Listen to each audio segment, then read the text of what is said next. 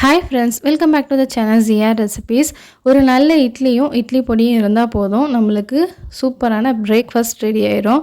நம்மளுக்கு சட்னி சாம்பார் எதுவுமே தேவையில்லை. அந்த மாதிரி ஒரு இட்லி பொடி தான் ரொம்ப சிம்பிளான இன்க்ரீடியன்ஸை வச்சு இன்றைக்கி சூப்பராக செய்ய போகிறோம். இந்த இட்லி பொடி செய்கிறதுக்கு ஒரு பேனில் ஒரு டம்ளர் அளவு உளுந்தம்பருப்பு எடுத்துக்கலாம். நான் வந்து இந்த சின்ன டம்ளர் தான் எடுத்திருக்கேன். இது பார்த்திங்கன்னா கிட்டத்தட்ட 100 கிராம் அளவு இருந்தது. இதே மாதிரி நீங்கள் எந்த கப்போ இல்லை உங்கள் வீட்டில் இருக்க டம்ளர் அளவு வந்து மெஷர் பண்ணி எடுத்துக்கோங்க.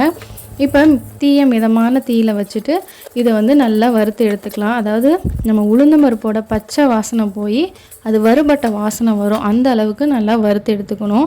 இதை நல்லா பொறுமையாக வறுத்தோன்னா நம்மளுக்கு இட்லி பொடி எவ்வளோ நாளாலும் கெட்டும் போகாது, நல்ல டேஸ்ட்டாகவும் இருக்கும். இப்போ பாருங்கள், இந்த அளவுக்கு கலர்லாம் சேஞ்ச் ஆகி வறுபட்டதுக்கப்புறம் இதை அப்படியே இன்னொரு தட்டில் நம்ம மாற்றி வச்சுக்குவோம். இப்போ அதே பேனில் நம்ம மெஷர் பண்ண அதே டம்ளரில் அரை கப் அளவு கடலைப்பருப்பு எடுத்துக்கலாம். கடலைப்பருப்பும் பார்த்திங்கன்னா மிதமான தீயில் வச்சு நல்லா வறுக்கணும். உளுந்தை விட கடலைப்பருப்பு வறுபடுறதுக்கு இன்னும் கொஞ்சம் டைம் எடுத்துக்கும், அதனால் பொறுமையாக வறுக்கணும். இப்போ இதுவும் வந்து பச்சை வாசனை போய் நம்மளுக்கு வந்து அந்த வறுபட்ட கடலைப்பருப்போட வாசனை வரும். பாருங்கள், இந்த மாதிரி லைட்டாக கலர் சேஞ்ச் ஆகிட்டே வரும், அந்த அளவுக்கு நம்ம வறுத்துக்கிட்டே இருக்கணும். இப்போ பாருங்கள், ஃபுல்லாக எல்லாமே ஈவனாக கலர் சேஞ்ச் ஆயிடுச்சு. இந்த அளவுக்கு வந்ததுக்கப்புறம் இதையும் வந்து நம்ம அதே பிளேட்டில் கொட்டி வச்சுருவோம். இப்போ இது ரெண்டையும் வறுத்ததுக்கப்புறமா ஒரு 1/2 டீஸ்பூன் அளவுக்கு சீரகம் சேர்த்து அதே பேனில் வறுத்துக்குவோம்.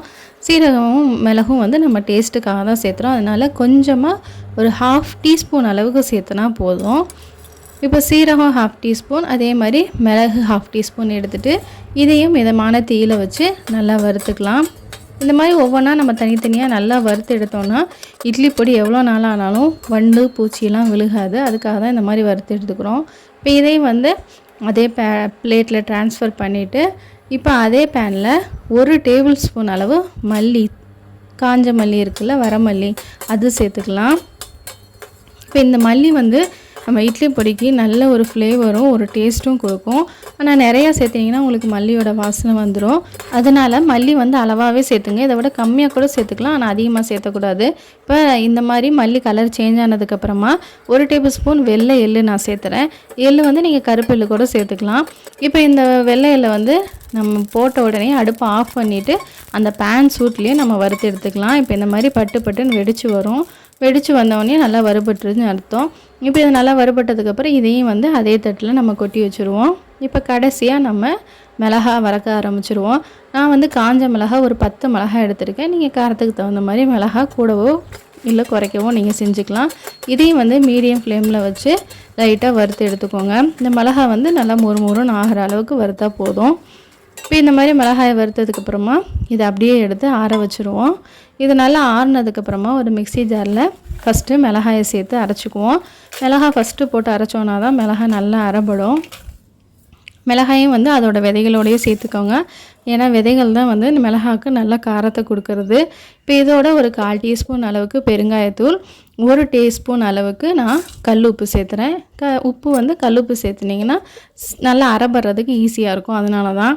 இப்போ இதை எல்லாத்தையும் நல்லா ஒன்றா அரைச்சிக்கலாம். இப்போ மிளகாய் அரைச்சி வரும்போது இந்த மாதிரி 1-2 தான் ஃபஸ்ட்டு அரைப்பட்டு வரும், அதுக்கப்புறம் நம்ம மீதியெல்லாம் சேர்த்து அரைக்கும் போது சரியாயிடும். இப்போ மீதியை நம்ம வறுத்து வச்சுருக்கோம்ல, கடலைப்பருப்பு உளுந்து பருப்பு, இது எல்லாத்தையுமே இதோடு சேர்த்து நல்லா நம்ம அரைச்சிட வேண்டியது தான்.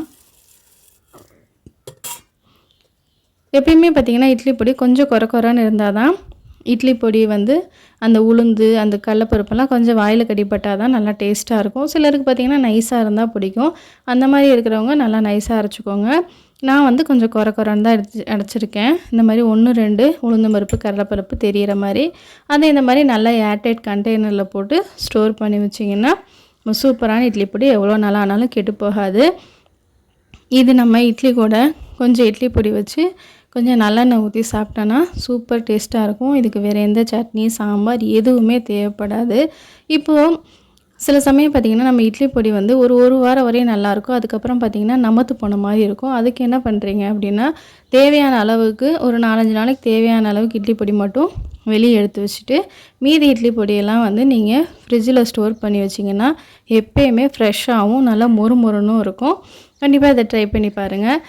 உங்களோட ஃபீட்பேக்கை கமெண்ட் செக்ஷனில் சொல்லுங்கள். உங்கள் எல்லோரையும் இன்னொரு இன்ட்ரெஸ்டிங்கான வீடியோவில் சந்திக்கிறேன். அதுவரை டேக் கேர். Bye bye.